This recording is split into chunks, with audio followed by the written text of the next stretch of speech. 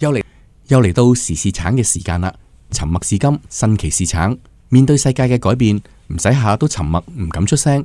有時可以嘗試用新奇嘅角度，就可以產生新奇嘅味道。所以我話沉默是金，新奇是橙咯。今日特別啲，我哋請嚟一個嘉賓，呢位嘉賓呢係林娟醫生。林娟醫生，咁啊，大家好，咁啊，我介紹埋我自己啦，我就係主持余家強。咁啊，今日阿黃長平時喺度嘅黃長就放下佢假先啦，咁我介紹下林娟醫生。林娟醫生呢就係老人科嘅專科醫生啊，係老人科嘅專科醫生，就唔係一位老醫生，大家都可以睇到啦，仲係好年輕嘅，咁啊好難得嚇，但係佢係一個老人科嘅專科醫生。咁佢亦都係沙田醫院嘅老人科副顧問醫生啦，同時係香港中文大學醫學院榮譽臨床副教授。好啦，林醫生真係問下先啦，咩叫做老人科呢？嚇，咩叫做老人科？老人科都係一門專科嚟㗎，係嘛？係啊，其實老人科都算係一門比較年輕嘅專科嚟嘅喎。咁其實50年前呢，就係開始呢，就喺呢一個香港嘅瑪嘉烈醫院呢，就係開始呢，就係即係建立嘅。咁其實咧，佢就係一個專門照顧呢一個長者整體健康嘅一個專科嚟嘅。整體健康，咁我就有啲頭緒啦。即係因為我開頭覺得好奇怪嘅，咁我哋照計，我哋心臟有事咪去睇心臟科咯，肝臟有事咪去睇肝臟科咯。咁咩情況之下先至會去睇老人科呢？即係嗱，係啊，好似你講得好好啊。因為其實但係好多時候其實長者好多時候咧，唔單止淨係有一個病嘅喎。係。咁佢可能同時會有高血壓啦，有糖尿病啦，有心臟病啦，甚至有記憶力問題嘅。咁亦都可能同時服用好多唔同嘅藥物。咁所以老人科醫生嘅角色咧，就係幫呢個病人咧係做一個整體嘅評估。即係我哋可能唔係淨係睇其中一個特別嘅器官嘅病，我哋睇翻佢成個整體嘅情況啦。評估佢嗰個身體認知、情緒同埋生活能力嘅。咁其實老人科好強調呢個團隊合作嘅喎，因為我哋咧都係咧成個團隊一齊去幫個老人家嘅，即係包括係即係護士啦、物理治療師啦、職業治療師啦、社工啦，咁係一齊幫個長者維持所以你話係整體啦，尊嚴係啦。咦喂，咁啦，不如問得直接啲啦。我有冇一個標準嘅咧？我幾時可以成為你嘅病人嘅咧？我幾多歲先可以成為你嘅病人嘅咧？你咁後生應該即係有排都未係喺呢個老人科啦。其實都因為香港嘅人口咧都老化嘅，咁即係而家其實我哋都仲有一個超高齡嘅社會啦，超高齡社會啦，唔止高齡社會係啊。過去即係過去呢幾廿年，其實都可以見到即係我哋嗰個65歲以上邊咧嘅人口嘅比例咧不斷咁增加嘅。咁好似譬如我當年啦，我係即係做呢一個老人專科培訓嘅時候，即係講緊都一段時間啦，係一段時間啫，一段時間啫。係。其實我睇緊嗰個即係老人科啲病人咧，一般嚟講佢哋嘅年齡咧可能都係70零80歲啦。咁但係其實今日咧，我喺我哋老人科專科門診睇病人咧，可能大部分咧都係超過咗即係80、90歲，甚至係100歲以上嗰啲咧，其實都唔係話即係好罕見嘅喎。其實都間中成日會見到嘅。咁所以即係可以想像到其實即係呢一個我隨住我哋個人口老化，大家都越嚟越長命啦。咁所以其實咧就即係可能即係需要睇老人科咧，就我哋其實而家唔係淨係睇個年齡啦。我哋主要咧係即係睇咧嗰個病人咧，其實佢哋我哋叫做幾 fail， 即係其實佢咧係個身體情況有幾衰弱，同埋咧佢個疾病咧有幾咁複雜。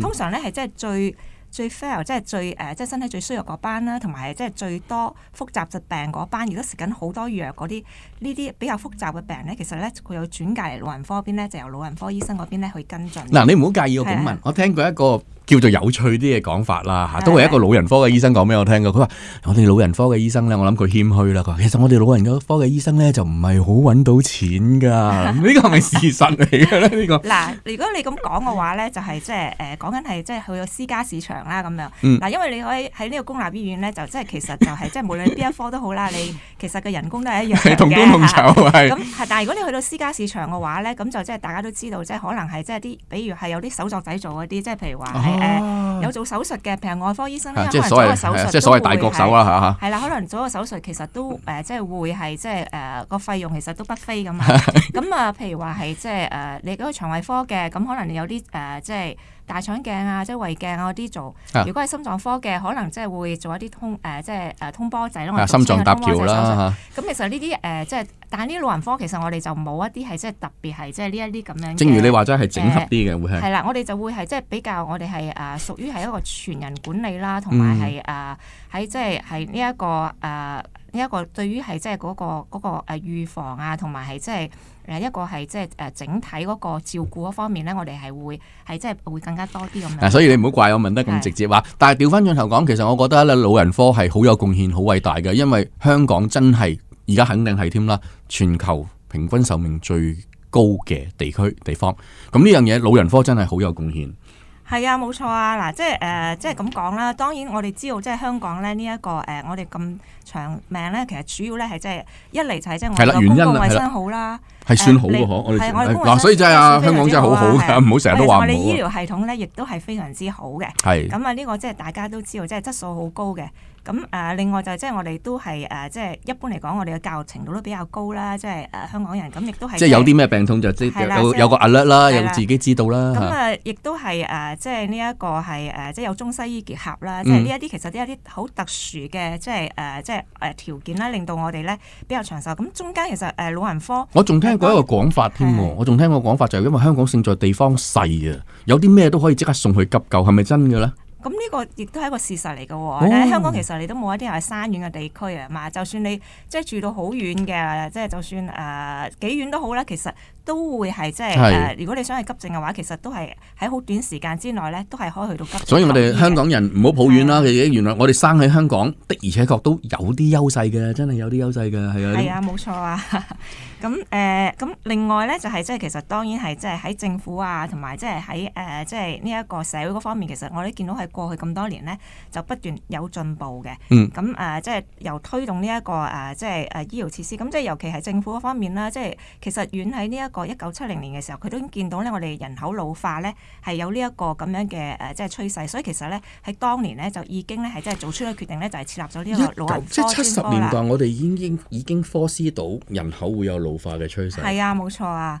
咁當然就即係即係我一出世嘅時候，已經個人口已經係老化緊啦，啱啱好啦，所以到而家就好老啦，我就係啦。咁所以其實就即係有早啲嘅預先有個規劃咯，咁樣。咁其實老人科由呢個50年前第一個即係瑪嘉烈嗰邊嘅第一個病房開始發展到，其實而家所有公立醫院入邊咧嘅醫院入面，其實都有老人專科呢一個科喺度，亦都有老人專科醫生嘅。咁所以其實咧就即係我哋見到個發展咧係即係越嚟越呢一個係即係蓬勃咯，咁樣嚇。咁我係好想即係俾啲掌聲老人科醫生咧，就係我哋香港而家呢個係一個榮譽啦，點都係一個榮譽啊！就係我哋即係作為全球平均壽命最高嘅地方，即係老人科嘅醫護人員係真係功不可沒。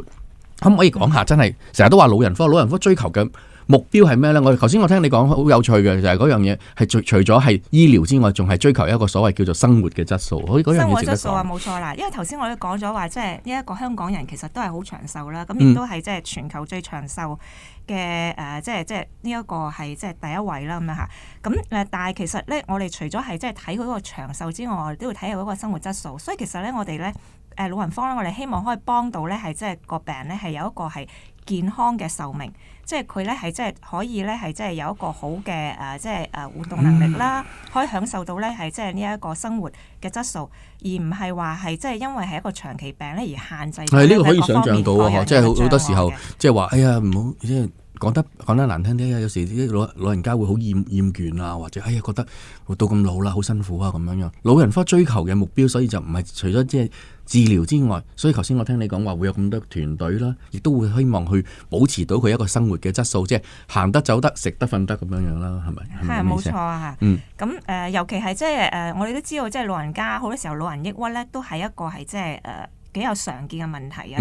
尤其係即係老人家，如果佢係即係都可以想像啦，即係當你有咁多長期病，咁亦你個角色喺個家庭入邊，即係由可能係即係一家之主，就變成一個被照顧嘅角色。咁中間嘅轉變其實都可能有機會咧，係即係會影響到係即係個情緒啊，即係各樣嘢。咁呢啲其實我哋都需要係即係多啲留意啦。咁另外其實都係提到係即係照顧者嗰度嘅壓力其實都好緊要嘅，尤其係即係長期嗰啲照顧一啲係即係有長期病患嘅屋企人咧，其實家人咧嗰方面咧其實壓力都好大。咁所以其實喺呢方面咧，我哋即係都會係即係需要係即係即係多啲支援啦。咁當然係即係呢一個喺社區方面或者政府方面，其實而家都係即係提供咗好多呢一邊譬如呢個即係社區嘅照顧啊，或者係即係有啲好多照顧者嗰啲係即係譬如 NGO 啊嗰啲可以即係提供到呢一啲咁樣嘅幫助嘅。長者嘅保健或者照顧最常遇到係啲咩嘅問題嘅咧？長者嘅保健同埋照顧其實即係可以分為幾樣啦。第一就係即係慢性病嗰度。係啦，頭先我就聽你講話，淨係食藥嗱，真係嘅老人家好多時候，我唔知佢究竟係唔記得食藥定係唔中意食藥，都呢樣嘢都好頭痕啊，定係呢樣嘢都係啊。咁嗱，好多時候老人家可能食緊好多隻藥㗎喎。係喎，又唔好怪佢哋係啊。咁亦都係咧，就係即係。呢啲藥本身之間咧，可能亦都會係即係令到佢哋咧係即係會有啲係即係副作用啊嗰啲咁樣嚇。咁所以其實即係我哋要睇下老人家食藥嗰度係即係唔肯食藥係咩原因啦。有時候記性嘅問題。佢係唔記得，係一方面係唔記得啦。咁就即係可能要係即係要睇翻佢。咁另外就即係會唔會係有啲藥物有啲副作用咧咁樣？譬如有啲可能食緊啲降血壓藥嘅，可能會血壓低。血壓低嘅話，可能會令到佢頭暈，會容易跌親嘅喎咁樣。咁所以其實呢一方面我哋都要睇翻啦。咁另外就可能有啲藥，某啲藥之間可能會有啲相衝嘅。咁呢啲其實就即係都需要係即係睇翻。我哋講緊係即係呢一個藥物過多咧，我哋其實即係老人科嗰邊，我哋都會係叫做係即係呢個 polypharmacy 咧，我哋都會係即係有啲作為藥物管理啦，就即係睇點樣可以簡化啲藥，就減低嗰啲係副作用咁樣。明白。另外一個就係我都好想問嘅問題啦，就係老人家唔中意沖涼呢下點解咧？嗱，我真係唔明喎。照計嗰啲老人家就係我哋細個嘅時候就係佢教我哋要乾淨要沖涼噶嘛，但係點解人老咗會唔中意沖涼嘅咧？咁其實點樣去說服佢咧？常見嘅咁嗱，即係首先咧就係即係。佢哋可能腦退化啦，咁有時候都會可能會咧唔記得咗自己今日其實原來我仲未沖涼㗎喎。即係同食藥一樣，首先要諒解佢哋可能係唔係唔想，係真係唔記得咗自己沖咗涼未，或者唔記得咗自己食咗藥未。另外咧，其實我哋都要知道喎，即係沖涼呢一樣嘢咧，可能對一個身體衰弱嘅老人家嚟講，其實都係一個幾大挑戰嚟㗎喎。嗱，首先就係即係可能佢有時候佢唔記得咗個沖涼個步驟啊，佢甚至可能唔記得咗係即係啲衫應該擺喺邊啊，或者嗰啲沖涼嘢應該點樣用啊。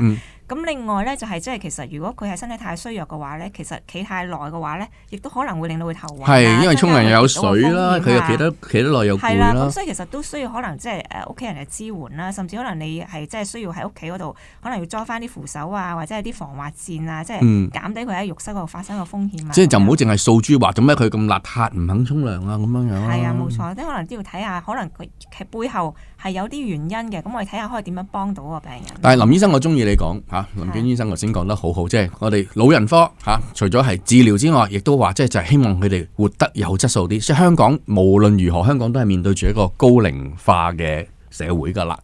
咁所以我哋稍後我哋下一次會講一講就係嗰個叫做預設醫療計劃同埋預設照顧嘅情況。咁嗰個都係可以希望可以幫到老人家活得更加快樂或者有尊嚴啦，咁樣樣。咁如果大家有意見或者亦都會有好多問題噶啦，咁歡迎留言俾我哋，咁我哋就會盡量覆大家嘅。咁我哋呢一集就咁樣樣先，多謝大家。